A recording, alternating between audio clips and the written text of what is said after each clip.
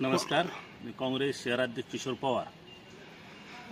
जे काही सरकोलीमध्ये आमदार प्रणिती शिंदे यांच्या गाडीवर जो काय भ्याड हल्ला झाला त्या संदर्भात या ठिकाणी बोलायचं आहे। कारण की मोहोळ तालुक्यातील काही भाजपच्या कार्यकर्त्यांनी या ठिकाणी आरोप केलेला आहे की मराठा आंदोलकांनीच्या भावना दुखवल्या आहेत। पण मी या ठिकाणी सांगू इच्छितो की आमदार प्रणिती शिंदे ह्या स्वतः मराठा आंदोलकाबरोबर व मराठा आंदोलकाला पाठिंबा दिलेला आहे।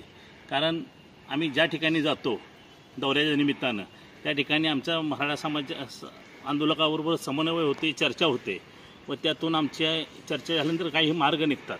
पण काही ठराविक ठिकाणी आम्हाला असं दिसून आलं की भाजप ह्या आंदोलनाचा कुठेतरी फायदा घेऊन काही भाजपचे कार्यकर्ते मराठा आंदोलनाचा फायदा घेऊन विरोध करताना दिसत आहेत। पाटखळ या ठिकाणी झालेली घटना, पाटखळ या ठिकाणी झालेली घटना, या घटनेमध्ये मंगळवेढा तालुक्यातील आवताडे जे भाजपचे आमदार आहेत त्यांचे काही कार्यकर्ते होते।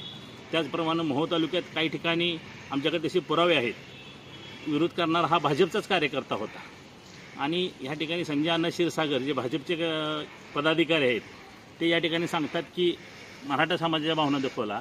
मी या ठिकाणी संजय अण्णाला विचारतो की अण्णा, जे काही आम्हाला विरोध करणारे बऱ्यापैकी आम्हाला निदर्शनास आले ते भाजपचेच कार्यकर्ते होते, मग भाजप ह्या मराठा आंदोलकाच्या खऱ्या भावना या भाजपने दाखवलेत। कारण की गेली 3-4 वेळा मराठा आंदोलकांना शब्द देऊन त्यांचा अंत बघण्याचं काम या भाजप सरकारनं केलेलं आहे।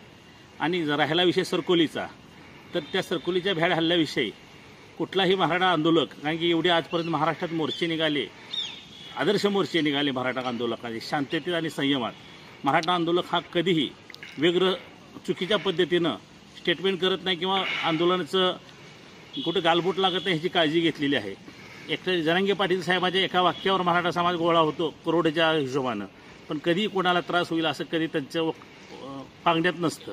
कालची जे सरकोलीमध्ये प्रकार घडला त्यामध्ये मराठा आंदोलकांच्या नावाखाली जे काही लोक आली होती ते भाजपचे कार्यकर्ते हे आता निष्पन्न झालेलं आहे आमच्या चौकशीतून।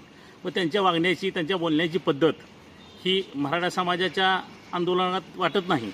त्याच्या पाठीमागे लपलेली कुठली तरी भाजपसारखीच कुठली तर ताकद आहे, या ठिकाणी मी उल्लेख करू इच्छितो।